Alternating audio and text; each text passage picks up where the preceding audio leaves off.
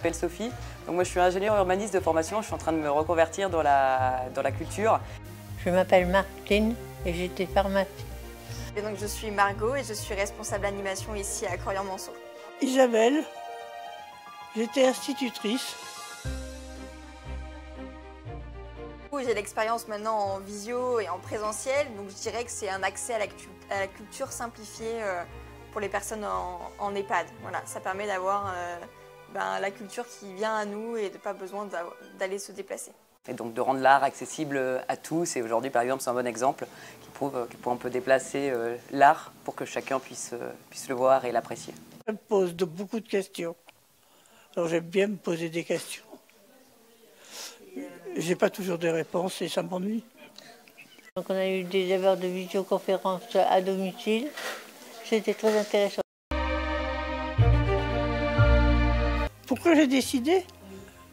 Parce que je suis vieille et que je n'en ai pas fait pendant toute ma jeunesse parce que je faisais autre chose. J'ai choisi la mission Allo Miro parce que je trouve que ça me permet d'échanger, en fait, où là, l'art sert vraiment d'outil.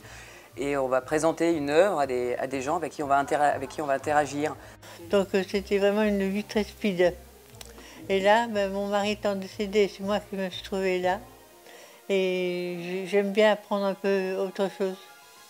Parce que j'ai jamais pu, à part le temps d'aller faire les musées ni rien du tout. Donc je suis bien que le musée vienne à moi. C'est hyper important. Pour moi, la culture, l'art, c'est hyper important que les résidents puissent avoir cet accès-là, et puis parce qu'on se rend compte que ça leur plaît, tout simplement. Là, j'ai vu que ça prenait, que ça leur faisait du bien, que ça leur faisait plaisir. Le rôle social est thérapeutique.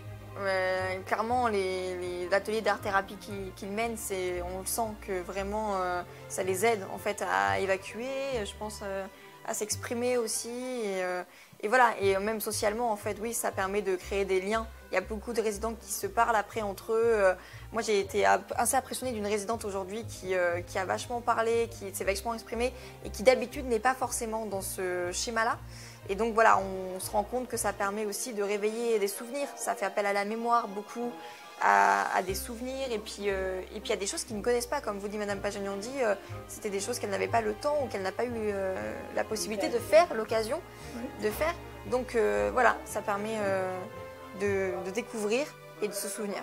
Et on s'enrichit de ça pendant plusieurs semaines sur d'autres activités. Voilà. Il y avait une fois où j'avais présenté le célèbre groupe sculpté du Laocoon.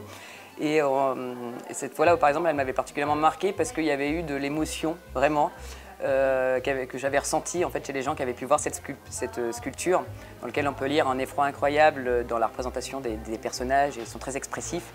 Et je voyais que c'était ressenti et que émotionnellement, ça créait quelque chose. La photo d'une danseuse faite par Johan